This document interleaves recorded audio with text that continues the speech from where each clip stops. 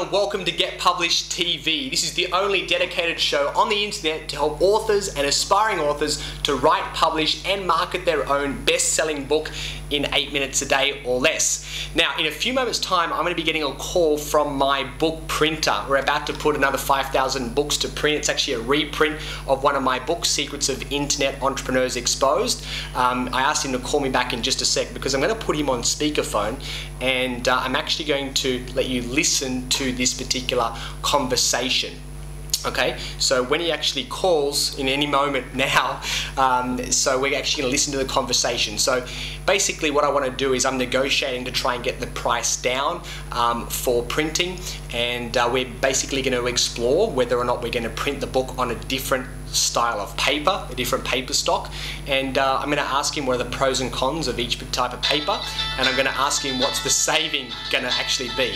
So his name's Robert, so I'm going to answer this call now and put him on speakerphone, okay, and see where we go. Hey Robert, Dale here, how you going? Was that pretty close? Yeah, that was perfect. Brilliant. Were you making a cup of tea, were you? Yeah, I was just actually in the process of doing a video. Ah, sorry mate, okay. That's fine, it's all good. No, did you know that I returned your call this afternoon? No, because I've been doing videos, so... Oh, rightio. Okay, just so you know, I returned your call, that's all. I just follow that call up again.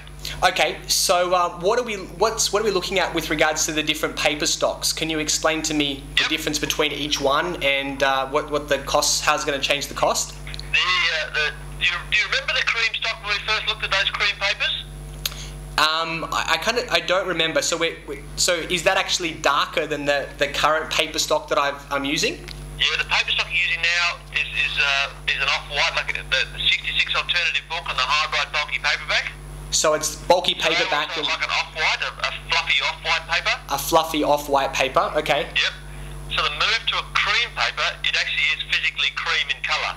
Right, a cream so colour. If you were to buy an English novel, most English paperbacks are printed on like a creamy type paper. A creamy type paper, okay. So the reason that's cheaper is it's for 70 grams of paper, you've got the same thickness as you have with 79 grams of Australian paper.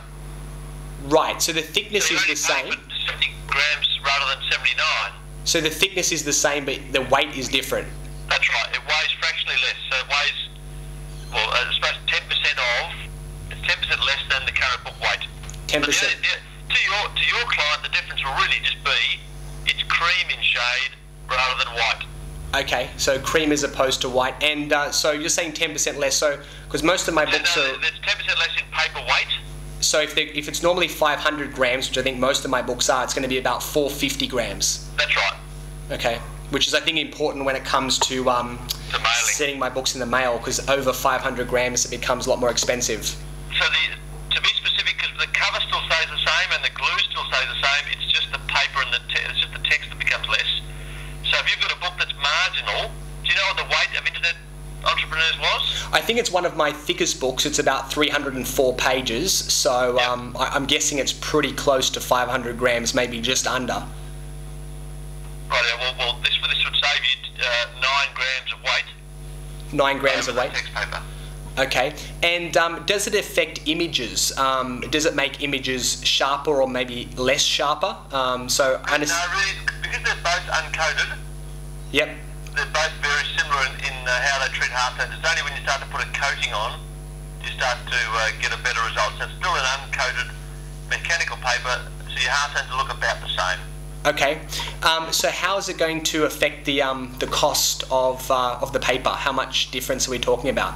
I don't know, because if we took a guess, I didn't run any prices pending to see whether you even thought cream was a good idea. Yep. If we say the paper's worth about 30 or 40% of your job, you're saving 10% of 30 or 40%, so you're saving 3 or 4% of the unit cost. Sorry. Over $2 on, that's what, a bit under 10 cents of them. Can you say that again? Well, sorry, I just had Dean come into the office. Yep, the text paper. Yep. Makes up 30 or 40% of the overall price. Okay. So if we're saving 10% of 30 or 40%, we're therefore saving 3 or 4% of the overall job. 3 or 4%, okay. So I think this quote was a bit over $2, wasn't it? A bit over $2, yeah. So So therefore we're saving 3 or 4% off $2, so we're saving, between sort of 7 and 10 cents, I suppose. 7 and 10 cents. Okay. That's worth it to you, or what your client is expecting. Yeah, look, I think I really want to kind of maximise my profits on this reprint.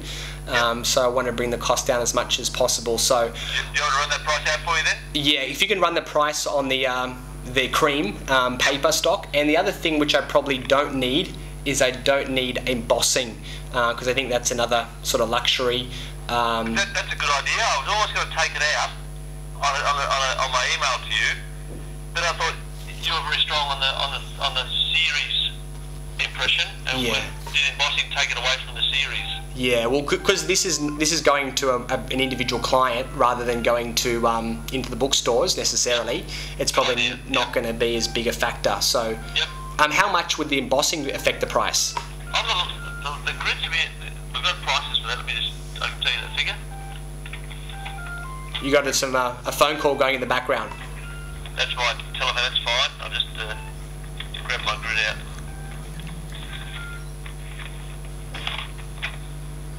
Also, these have printing on the inside covers. Yeah, correct. Is the inside cover printing needed for your client? Look, because it's marketing and promotion for me, I'd probably say it would be a wise idea to leave that on. So yeah, but again, if it's, I don't think it is dramatically different. So I suppose the first thing to change would be the paper stock to cream. Second thing would be to get rid of the embossing. And then the third thing would be the inside cover, but I'm pretty happy to basically leave that as is. Okay. The embossing works out to be pretty close to $400. $400, okay. Yep. Well then, I think we'll take that out. Okay, let's get rid of that. So minus emboss plus cream. Now, do you have to show your client a cream book for approval?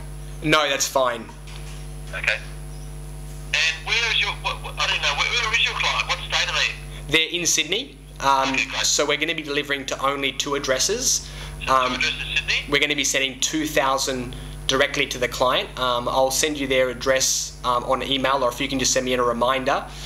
And we'll send the I'll send you the address, and the other one's going to be to my storage facility in Sydney as well. And do you have, is your storage facility used to be your office, isn't it? Yeah, it's actually now a different area. We've sort of moved office, and we've got another storage facility. So yeah, we're not actually there full time, so we need to know what day that they were coming along, and preferably morning or afternoon. Or if the driver calls us when we're there, we're only like 5 minutes down the road, so we can duck down there and unload all the books. Great. Do they have a forklift? Is it a warehouse with a forklift, or just your own hands? It's just our own hands, but it's it's much easier than the last one, so we should be able to get them off fairly quickly and just throw them into our storage area. Right. And your client, the other address in Sydney, are they a forklift or a? No, they're actually a corporate office, so they're on, I don't know, the 5th floor or something. But I think there is a loading dock, so they probably would have to go to reception and then ask where the loading dock is, get back down to the truck, and then go to the loading dock and get them up the lifts, I'm guessing. Rightio. Is there a city address or something? Is there a number I could call? Yeah. Can you just send me an email reminder and I'll flick you back the details? Yeah, great, fantastic. I had a delivery recently where the driver had to send all his books up to 1st floor by stairs, and they bloody charged us well above what our planned contract rate was. So I just want to know any surprises. That's all. Yeah, and can you tell me roughly how much more expensive? Because the price includes free delivery to 1 location. Yeah, 1 pallet load location in Sydney. Yes. Yeah, if it's actually 2 locations, was that from memory like an extra $200 or something like that? It wouldn't surprise me with that sort of figure. Yeah. Okay. That's fine. But I'll make sure that the revised quote with the cream and the embossing has those 2 deliveries in account, so there's no surprises. And if you can, once I email, if you can let me know about the delivery requirements for your client, then I'll include that as well. Okay. Rightio. Sounds great. So you're going to get back to me with the exact price? Oh yeah, I'll do all those things. I'll get that all updated. Okay, great. And tell me when you need the new imprint page as well, and I'll get Simon to do that and send it over to you. Okay. Okay. Brilliant, thank you. Thanks so much. Okay, bye-bye. Bye. There you go. So that was actually a very impromptu call. He, gave me a call just a few moments before, and I said, just call me back in 1 minute time. Set up the video camera very quickly, did the intro, and what you actually heard was me talking to my book printer. I need to print another 5,000 copies of one of my books. It's for an individual client that's going to be buying 5,000 books from me, 2,000 right now, and another 3,000 before the end of the calendar year. So what I was basically doing was trying to get the price down as much as possible in order to maximize my profits, and what we've discovered was by changing the paper stock, moving from an off-white to a more cream color, then we're going to be saving around about 10% of that 40% component if you were following the conversation there. So again, just there's some interesting things about getting the price down, changing the paper stock. Another one was getting rid of embossing. A lot of my books have embossed. If you can hear that there, that's me running my fingernails across the book because I've got raised lettering for the title. So I would get rid of that embossing, which would save about $400. And but one of the things that I chose not to remove was the color on the inside cover, which displays all of my other books, and also a bit of a bio on me and my website on the back cover as well. So I just wanted to show you that these are some of the conversations which you're going to have on a regular basis if you choose to self-publish.